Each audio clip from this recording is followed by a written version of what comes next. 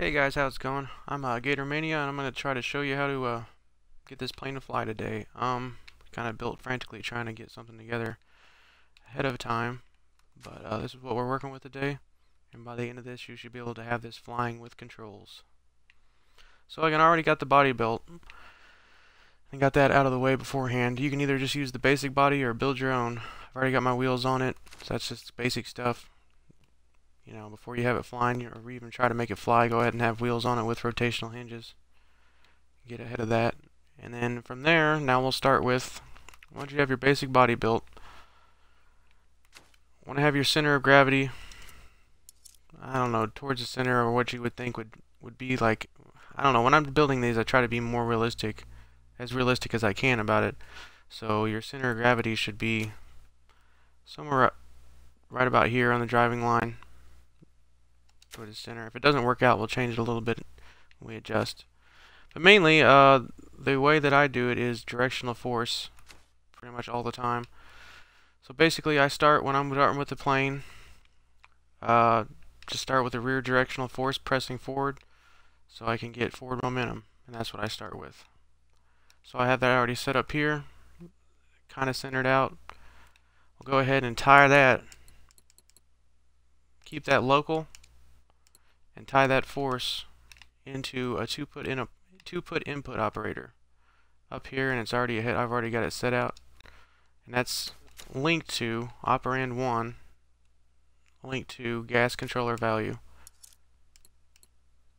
on your game variable data source.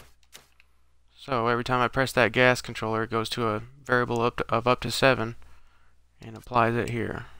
So I already know that I had quite a bit of force it took to move this. So we're going to probably add, for this one, depending on the weight, it'd be much different, but this one took about 20,000 pounds of force to move. So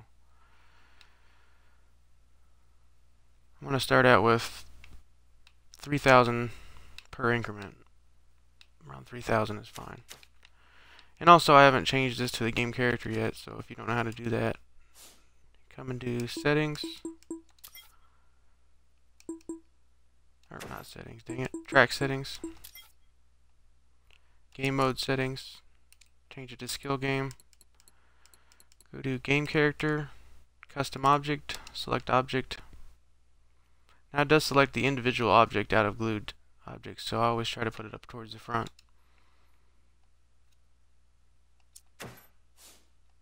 Go ahead and grab your camera and move it somewhere for testing purposes. I usually start out behind it.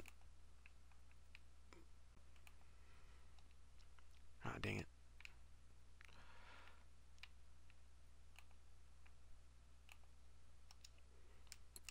And after you get that set, make sure that you have your position behavior set to glue to target, and so also your target behavior set to glue to target.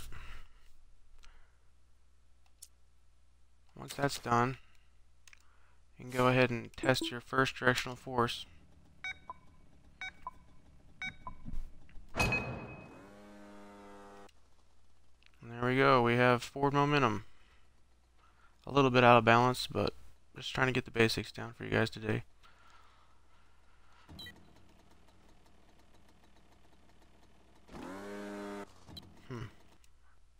Alright, once you get the forward momentum set, you want to go ahead and, I guess we can actually make it take flight first, so, or actually let me get the roll in there.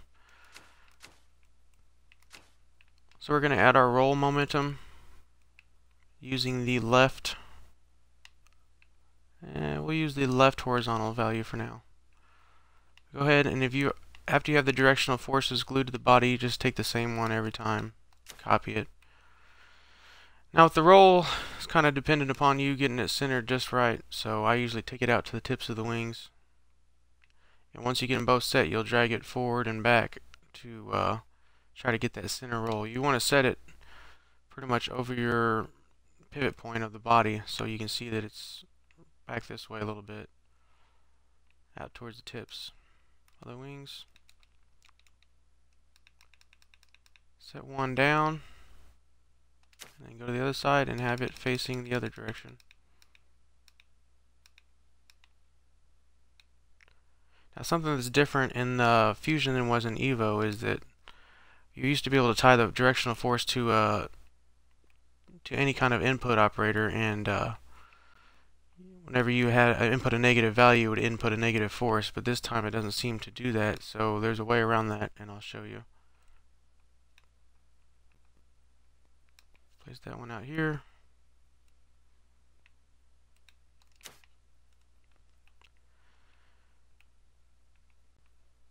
Now from there, tie those two into the left horizontal stick value.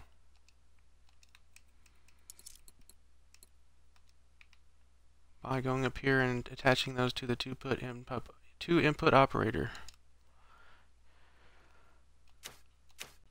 Now, right now it'll only press one direction, but I'm still going to test it to see if it works.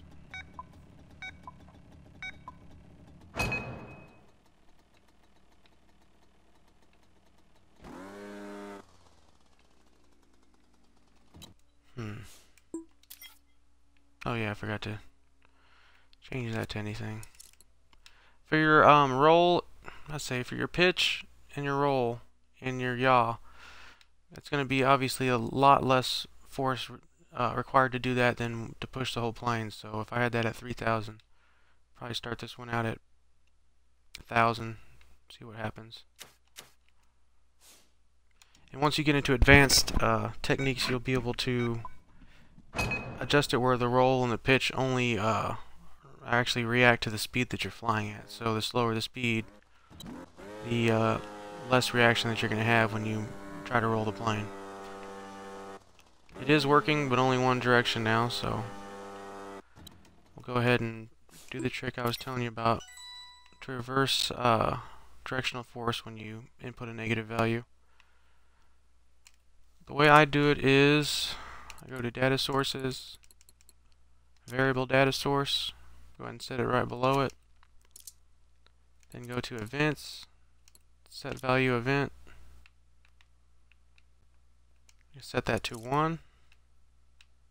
Basically what I'm making here is a trigger for the input, for the inverted force on the actual directional forces themselves. I'll show you. Set that to 1.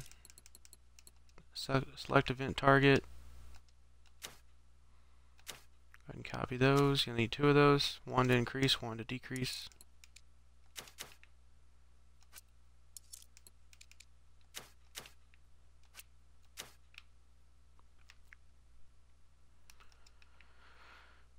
Now, go ahead and go to both directional forces for the roll and tie the inverted selection.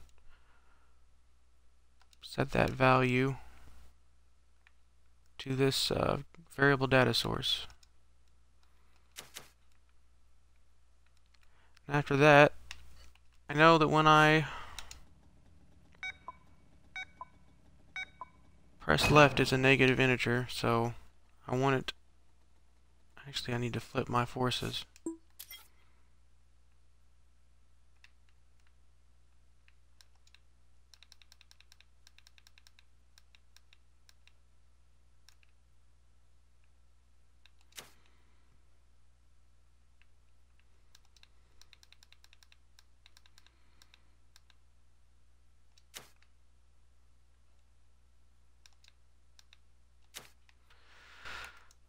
Alright.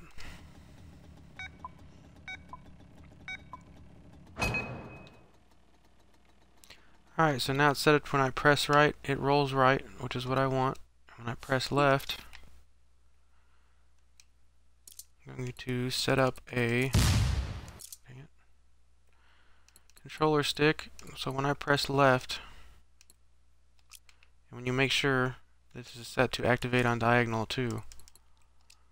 On press, I want it to increase. On release, I want it to decrease. And what that's going to do is turn your inversion on and off for these forces. So it will also roll left now. So I have left and right roll.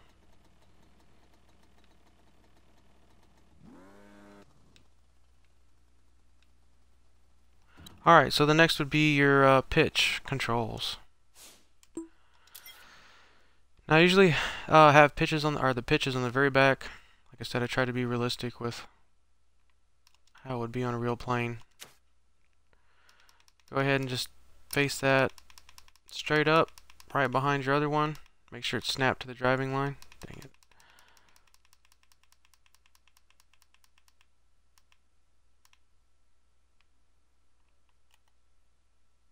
There you go. And now that one's going to get tied to, this is the preference of controls, how you'd like it. You can set these up however you'd like, but I'm going to stick with, probably I'm going to change that to right stick vertical.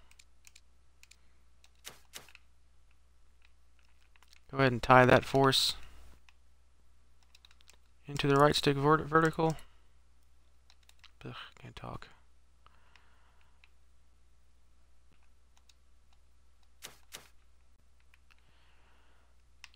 Go ahead and put that one at 1,000 too.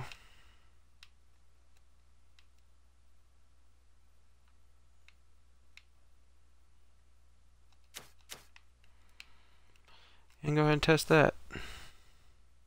Now it's only going to go one direction. This will be the same thing. If you want your directional forces to oppose each other, you'll have to have a switch controlling the inversion of them. Right now, I believe it's pressing down, so.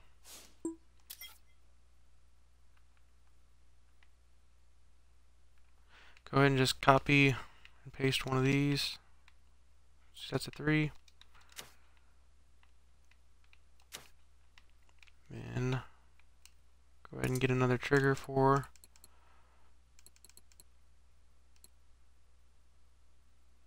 right stick down.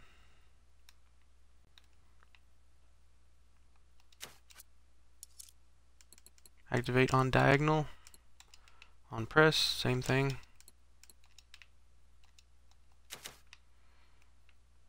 And then tie that force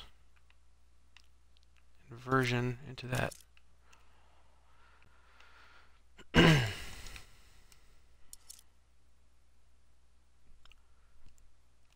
Hopefully you guys can hear me, I don't know.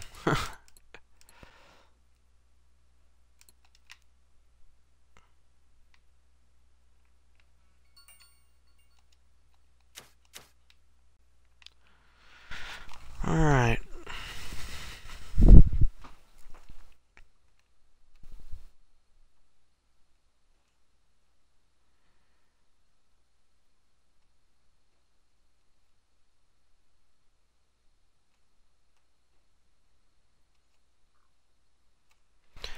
Alright, so that should set up to where I pull up or push down on the R or the right stick and it will pull up. I like inverted, so you guys can set it up however you want.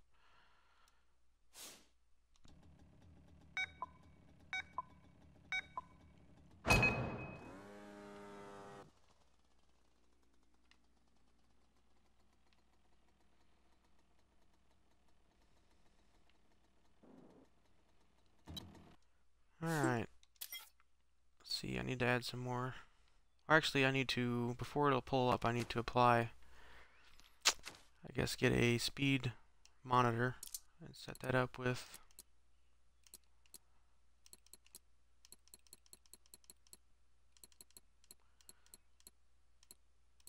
object info data source. Scroll over to speed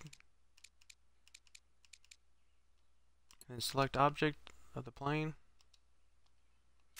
It is working.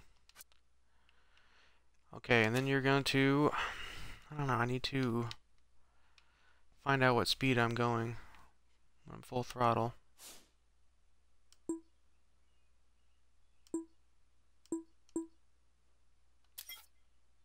So to do that, I'm going to set one of my scores, probably counter 1.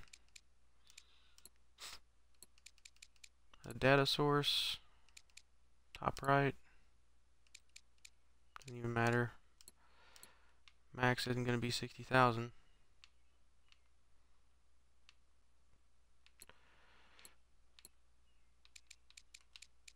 Set it to speed, velocity, whatever you want to call it. select target value and go ahead and select your speed counter. And then you can find out how fast you're going.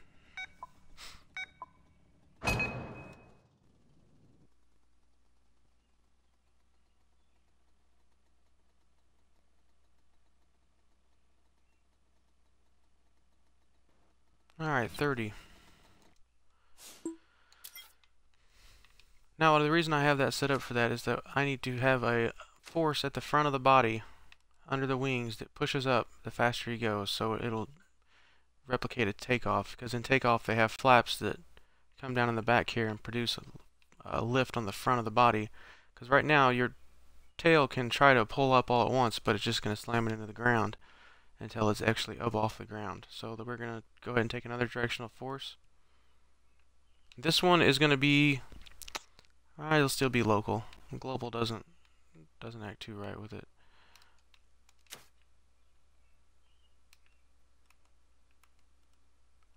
Now this one, don't get too far over the front of the center of gravity.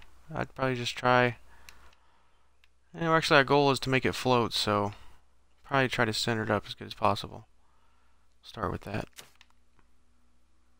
Now I need to get another 2-foot input operator and then tie it into the speed monitor over here. There you go. Counter 1. Now, I know it's going to take a lot more than 30, so see what happens here. So I need enough to lift the whole plane. And we'll just keep it at 1,000, see what it works out. Now we're going to tie that force down here into that 2-foot input operator. 2-input operator. I don't know, I can't talk, man. Take that off the inversion force.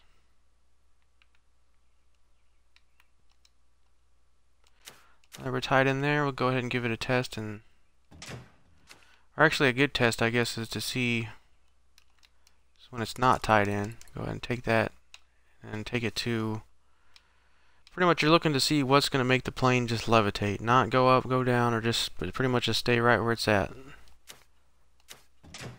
So you can see 30,000 is raising it up. You just kind of play around with it till you get that number, and then your goal is to hit that number with the speed when your speed is at max, or not max, probably, yeah, at max really, because you don't want it to get, if you get too high, then it'll start really messing you up when you're flying.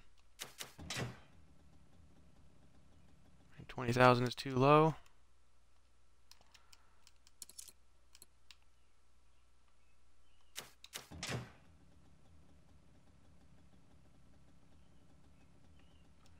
Not centered because it's blowing my, there we go.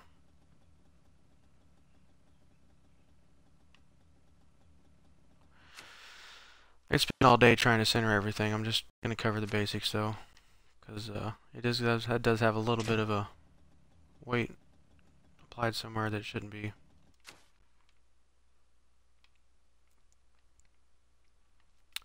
Alright, so about 25,000 is where it starts to levitate. So we'll go back up here, retie it into this. It was said it was going about 30, 33. So we'll just have to play around. Dang it.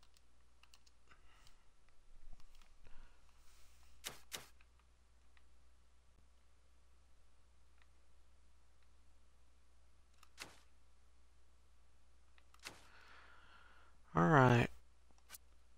So, probably about 800 to start with. 700. Let's try 700.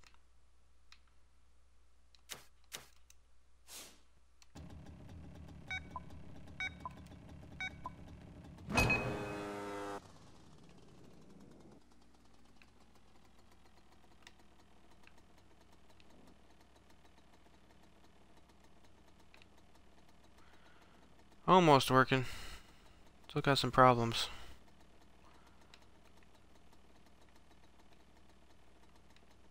Oh yeah, I forgot you gotta apply a lot. We're gonna have to apply a lot of angular dampening because As you can see, if I turn the plane now, it doesn't really want to change directions always. It wants to, it'll change its rotation, but it'll keep going in that direction. So to fight that, we will apply angular dampening. Or actually linear dampening on this one. You're going to want a little bit of both. I'd go with about 15 to 20 on each.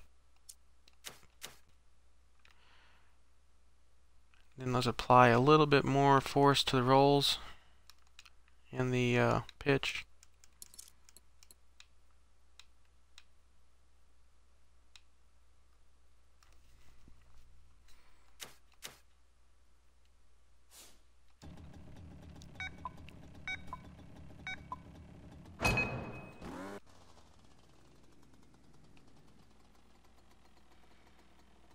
Oh, my crap. Forgot about that. Anytime you change the angular dampening, you gotta increase your forces all across the board.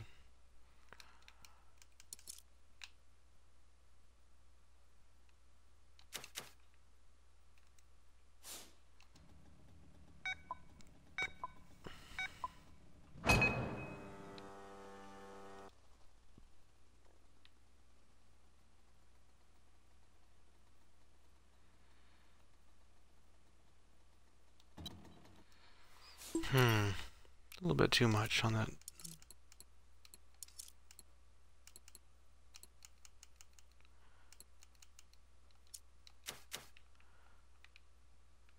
Alright.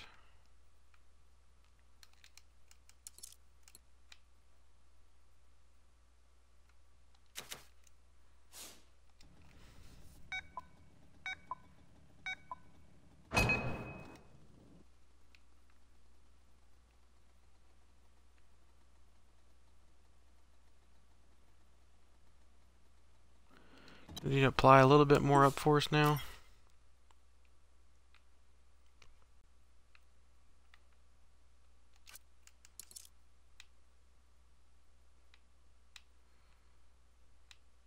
Try 800.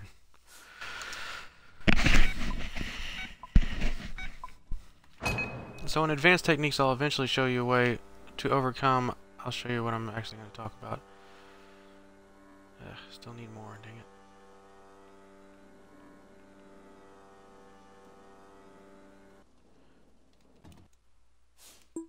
Need a lot more on everything. Whew.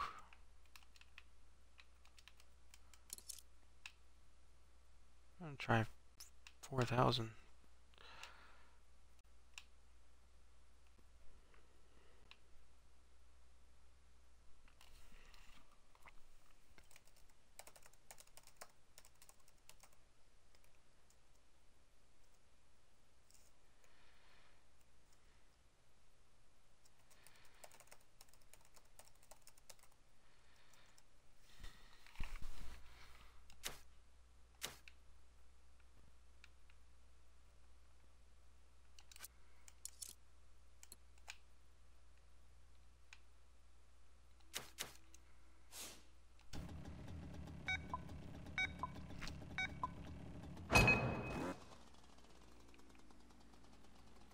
Alright, there we go. A little better.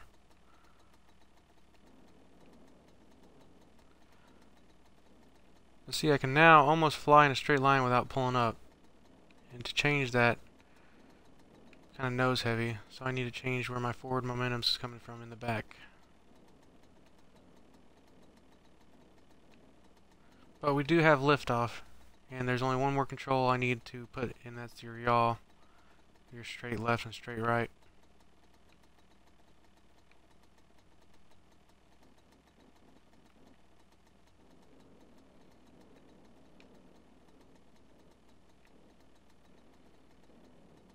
Now, as you can see, the angular and the linear dampening, what they do is whenever you're flying, you let off, as you can see, it wants to stop the plane pretty fast, which is not very realistic, obviously, but you still kind of have to have it just to be able to, when you lean and roll for the plane to react even halfway realistic, or not just keep going in the same direction.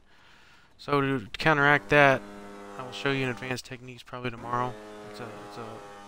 I guess you're usually turning your throttle into a slider throttle where once you let off the gas, it'll always stay that position until you either hit the brake or other means.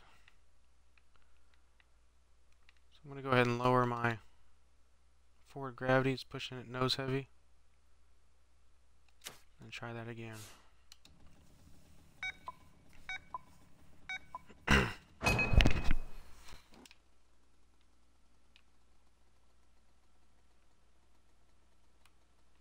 And once you get the slider throttle set up, that I'll show you tomorrow probably, it'll make the takeoffs a lot more realistic and the landings a lot more realistic because it'll be a slow build to speed instead of just taking right off pretty much.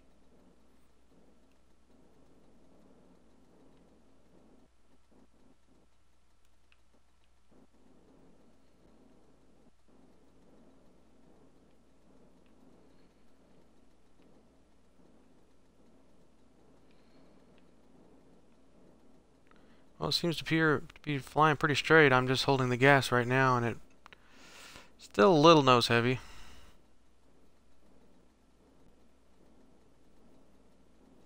Over time, but so I guess I'll lower it just a little bit more.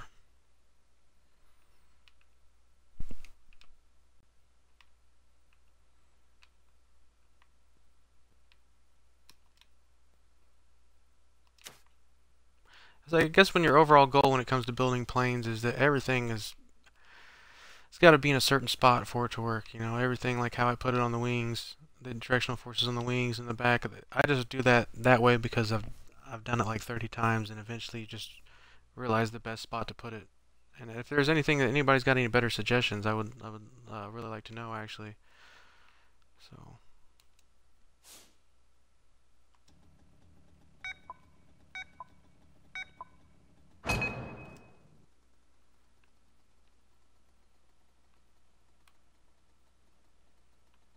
And eventually I'll show you a video of how to take care of your landing gear and get that to work on a switch. So you can bring it up into the body when you're flying.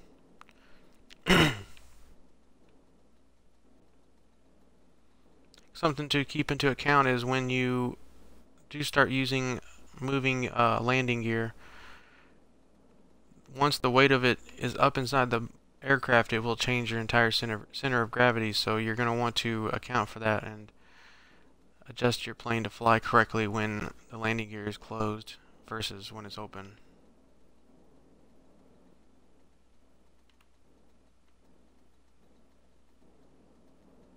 Alright, let's add in my yaw.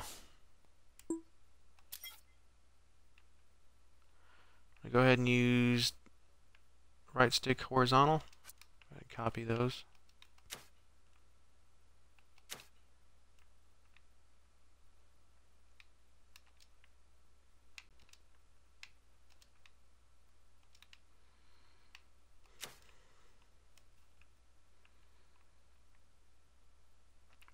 Take one more directional force.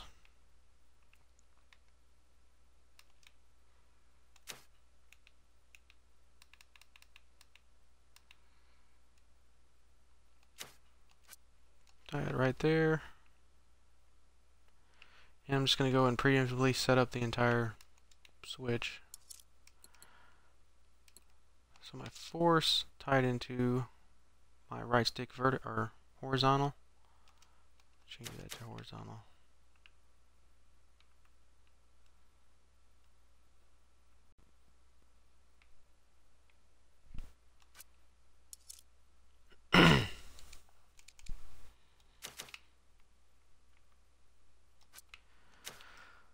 Alright, now I need one more of these.